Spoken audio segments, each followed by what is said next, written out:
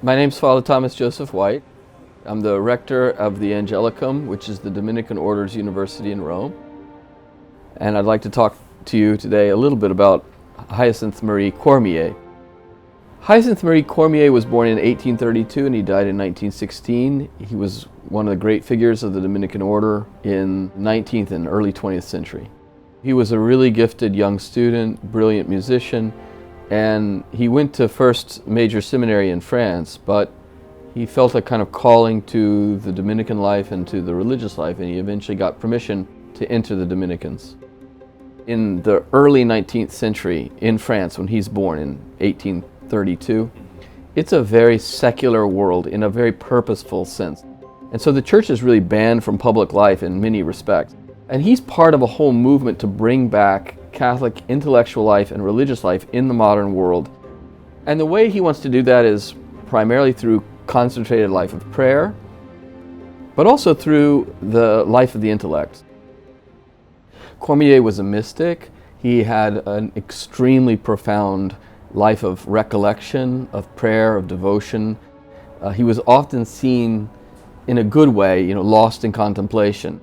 He would be rapt by attentiveness to God. So he was a person of amazing learning, but he was also a high kind of mystical spirit living in union with Christ. Another thing really interesting about Cormier is his experience of suffering. His family was vulnerable to a kind of hemorrhaging in the lungs, and he would sometimes cough up blood for days.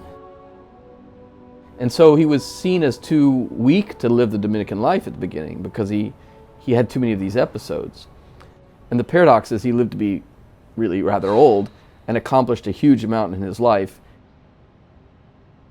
Cormier is a huge proponent of studies, the renewal of the study of St. Thomas Aquinas at the Angelicum, modern studies of biblical criticism in the service of the faith. Cormier's vision was to have a center of studies not only for Dominicans but for the whole church at the heart of Rome that would affect the whole universal church.